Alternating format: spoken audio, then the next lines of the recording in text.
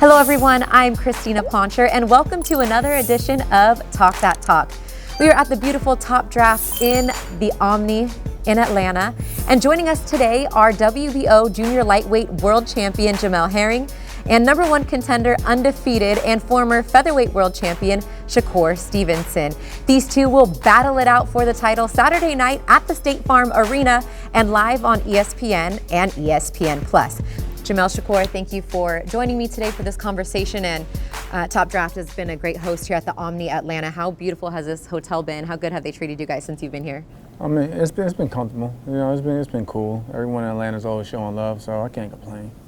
It's been good for me too. I like the Omni, so it's been a great experience, and I'm ready to fight.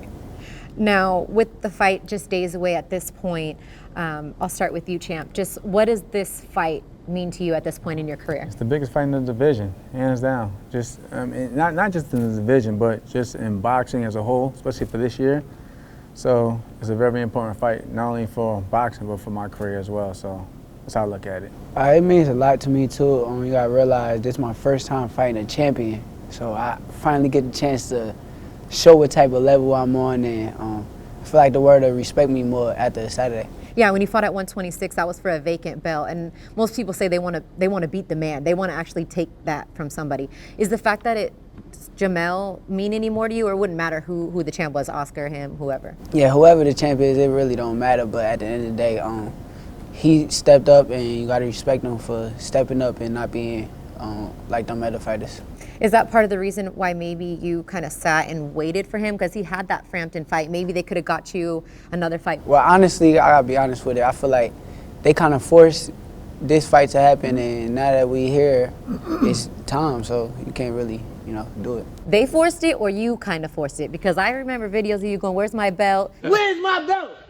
Featherweight titles at home. Next time I see you, That featherweight titles at home. Give me that belt if I got to go through Jamel to get to Valdez." So I think you were kind of pushing for it too. I disagree with that though, because you gotta realize I called Oscar Valdez's name several times before I called Jamel Herring name. With me, it's a whole different ball game. I'm a better skilled boxer. I got speed. I got everything that Valdez don't got. At the end of the day, I don't care who it is. I'm fighting, and I'm going to show up regardless and be myself. But it's a good fight. Like I said, it's two of the best in the division, so I'm not mad at that. But others want fighters. We know that. Before about this beat Pachel, I call for that unification. Couldn't get that fight. Miguel Butcher is considered #1, the best super featherweight in the world. In order to be the best, you got to keep testing yourself. So I know what he's gone through to get here as well, because like I said, when you're trying to go through other champions, it's hard to make them, get in the ring with you. So sometimes you got to take what's available. I mean, there was a chance that even though Shakur's over here waiting, that it wouldn't have been you sitting here at that point. Where do you find it in you to consistently come in there and, get the upset despite all the odds against you? I mean, that just comes with the territory. Like, I'm so used to it that I don't really pay much attention, but like Shakur said, I could have been, the guy that vacated and ran up north or whatever, but I felt that there was a lot of great fights to still make, regardless of where they put me at in terms of the favorite or not. People are talking about this fight, and that's what really matters to me. Like, if it wasn't just an easy fight, no one wouldn't care. But a lot of people have been speaking about this fight, and I'm just happy to get the opportunity. Much has been made. We talked about it at the press conference, whether you guys have been friends, foes, whether it's personal or not personal. I'm going to put it on the table right now. For you, Shakur, is this fight personal or it's just business? Business. At the end of the day, you got to realize, like I said, I was never really close with Jamel. I tell that to Jamel. I tell that to anybody else. Like, I was never close with him. Why would it be personal if we wasn't close? It got to be business. Well, I think that maybe some people think it's a little bit more personal because of how close your teams are intertwined, and also putting out on Twitter, you're with me, you're against me. You pick your side. You pick your team right now. I mean, no, that don't mean it's personal though. It just means we going to war. I'm going to war with him. You can't be in the middle of a war. If you stand in the middle of a war, you're going to end up going down with the war. So at the end of the day, I'm a warrior, and if you with me, you with me. If you with him, you with him. But we handling the business on Saturday, and I'm going in there to do what I got to do. You watched Blood, Sweat, and Tears, right? and you see him saying, you know, it's his plate or my plate, and he says, Jamel's lame, Jamel's corny. Like, what is your, you know, response to hearing somebody that has sat and you guys have joked around, but then at the same time, it's like little personal digs, little jabs? I don't take it personal because I actually seen Shakur say words to others. Remember, we was all together at the, when we was building up the fights when he had to fight Youre, and I had to fight Lamont Roach, and we was there. I can't wait to fight him, and just personal. Why is it personal? Because I don't like him. Why? Because he a bitch. Well, damn. I know he could be ruthless if he want to be ruthless, you know what I'm saying? I know he could be really disrespectful if he want to be disrespectful. I look at it as just selling the fight, you know what I mean? And he's just hungry. That's how I look at it. You know Is it real, or are you selling the fight? Like I said, I'm hungry, and Saturday we gonna handle business. So the jabs and all that. Jabs, everything that what I said, I stand on. I stand on everything I said, and Saturday I'm gonna stand on it too. As of yesterday, you were like a 9-1 underdog in this fight. What is it, and how does it make you feel about people consistently counting you, not counting you out, but counting you as the underdog? It doesn't bother me at all because, like I said, it's not the first time I've been in this position. It probably won't be the last time. So that doesn't really. I'm not like I said, I'm not big into odds and anything like that anyway. So I don't really know. You know, what I'm saying, I already knew anyway that coming into this fight that he would be the favorite. And it's cool, but like in terms of the numbers, I can't tell you because I don't really get into it like that. Typically, the pressure is on the champion. They have the target on their back. Do you feel that, you know, Shakur's had that pressure since he was an Olympian, since he was probably 15 years old? Do you feel that he still has more of the pressure? I think he has more of the pressure because they like I said, he's young, and he has a lot more. He has a lot more to go further in his career. Like you said, in my career, I did what I've done. I'm not saying that it's over, but like I said, he's the upcoming rising star. So of course, you know, when they put him in the leagues of the Floyds, the Pernell Whitakers, and you know, guys that we idolize coming up, of course that's more pressure on him. You know what I mean? But I'm not saying that he doesn't know how to handle it or take it. But for me, I'm just like, it's like a point where I'm just enjoying the ride and just doing doing what I do. He says, you know, it's just not your time yet. But do you feel like his time is over and it is your time now? Nah, at the end of the day, I don't think age got nothing to do with what's going on. I feel like he's been fighting the best at the end of his career. But I feel like he's just going against somebody that's just on a whole nother level. That's how I feel about it. And I got to prove it, and I got to show up Saturday to do everything that I'm saying. But age and nothing like that, it ain't going to play a part because he's disciplined. He got a great team with him. You got to give him the respect that he deserved when it comes to defending his title the way he did and putting on performances like what he did with Frampton. So, what do you feel you do better than Jamel? I feel like I outthink Jamel. I think I'm going to outthink Jamel. I think that Jamel depends on his team to come up with the game plan and follow the game plan, and he's looking for his team to come up with all these things. But at the end of the day, when he get in the ring, it's going to be Jamel versus Shakur. They can't get in the ring and fight for him. He's going to have to fight for himself. What do you feel you do better than Shakur? I mean, now he pointed it out. I'm not going to sit back and sit here and lie. Like, I do depend on my team. But like I said, at the end of the day, it's up to me to implement the game plan. You know what I mean? Like, I have a great team. He has a great team. Like, I have a lot of respect, especially for his, Kay, his grandfather. His grandfather's done a great job with him. And even after the fight, I'll still be a fan because, you know what I mean? Because, like I said, I know what he brings to the table. But like I said, but for me, I just got to go out there and just be a dog because, like I said, I said it in the past, if you sit there and overthink and, and wait, he'll pick you apart, hands down.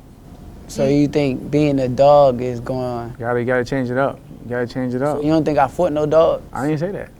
You are a really, really good boxer. That's what I mean. Chess match wise, I feel like you'll pick anybody apart. If they sit there and just be, nervous and be, don't know what to do, and he gonna eat you up. He gonna eat you up. So it's like you gotta go out there and just fight.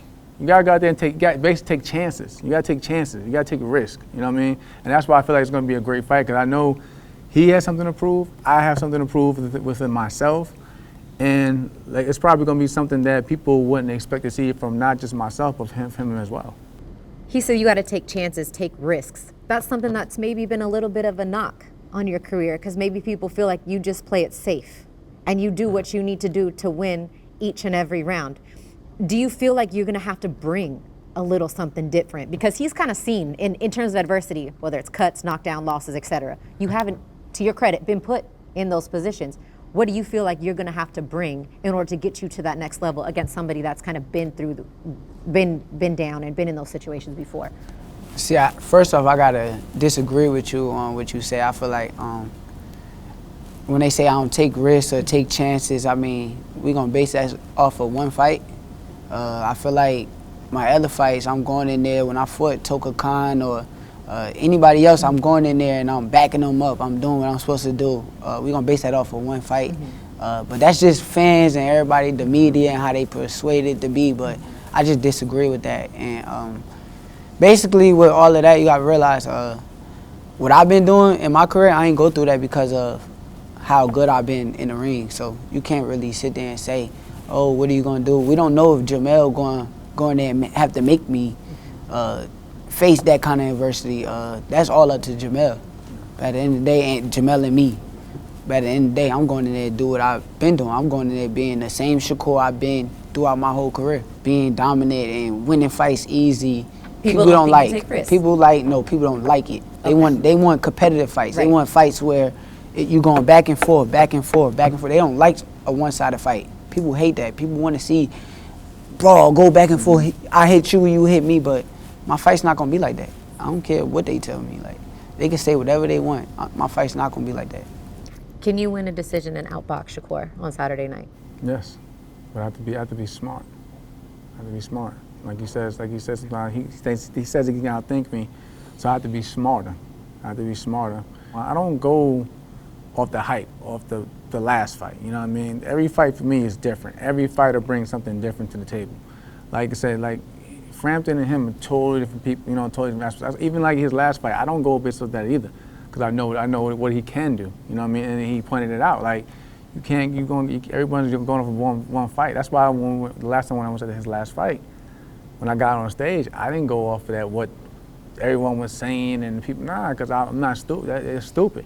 Because I've been in that position before too. You know, I've been in that position with the Okeno situation, going in, and then I had to go into the Frampton fight. I used that as fuel, you know, for the fire, and we see how that played out. So, yeah, I just got to, you know what I'm saying, at the end of the day, I just got to be me. I got to be me and just like and add some more to the arsenal. But I can't go out there and try to be something that I'm not.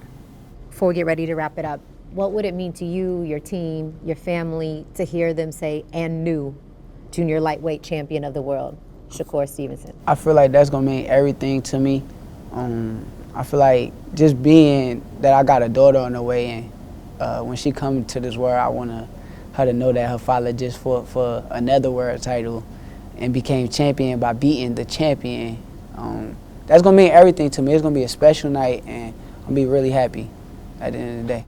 Come fight night, fight's over, and they say, and still WBO junior lightweight champion of the world. What would that mean to you?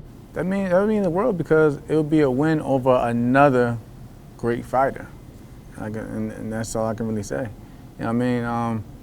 It's all about legacy. You always want to be remembered for those big fights and those marquee names in your resume. And like Shakur is definitely, even young in his career, is definitely a big name and in a big testament. And like I said, even afterward, I still feel that win, lose, or draw, he'll still go on to do great things. So that's what, like I said, a win over him, that would mean a lot. And you know what I mean, that'll still push my name further into maybe being just cracking the pound for pound list, or going for fight of the year. So of course, yeah, I mean 2021's been a great year, but we want to finish it off with a bang, of course. He'll never say win, lose, or draw. Nah, right? I'll never hear you say that's what he's supposed to say. At the end of the day, he said what he's supposed to say, and you gotta respect what he said, but he's supposed to say that. But I'm here to win. That's what I came here for. Any last words? I'm here to win. He just said it earlier. Discipline. You gotta stay disciplined. You gotta stay cool. I did what I was supposed to do in camp. I'm gonna be 100%, and I'm gonna be Shakur, and we gonna do what we gotta do. You have any questions for him? No, I'm cool. You don't want to check anything? No, no. While I'm you here, ask his weight good. You everybody while good. While I'm here, I just want to say to you directly, congratulations with your upcoming, with your daughter coming. Oh yeah, appreciate that. That's a blessing. That's a blessing. Oh yeah, and I want to say to you too, I'm sorry to hear like what happened with yours. Like I ain't even know nothing about that until. Yeah, no, I appreciate that. That's why I'm saying congrats, because like I said, most man, definitely. I lost my daughter, but I'm happy for you and yours, man. And like she said, I believe you will be a great father, because like I said, man, you here now fighting for your daughter's future, and I respect that. I appreciate that, but look. All that friendly stuff, dude, I ain't with that right now. They want y'all to cut that out, right? This was supposed to be heated. Hey, that's part of his game plan. That's part of his game plan. Yeah, that's what he be doing in them fighters. I be saying, ain't nobody dumb. Why they being just laid back as a game plan? Like, that's just me. Ain't nobody dumb. He be doing that to people. Okay. Shakur be killing me, man. Staying true to yours. I'm not dumb. We not friends. We're not friends. Cut Cut that out until after the fight, because they're not friends. They are enemies until at least the final bell comes Saturday night, State Farm Arena, live on ESPN and ESPN Plus. We hope you join us here in Atlanta or on ESPN. Appreciate you, Jamel. Thank you so much. Thank you. Always a pleasure. Shakur. Thank you. You almost got me, Jamel. That was nice. That was a nice try. That was a good little try. He tried to get me.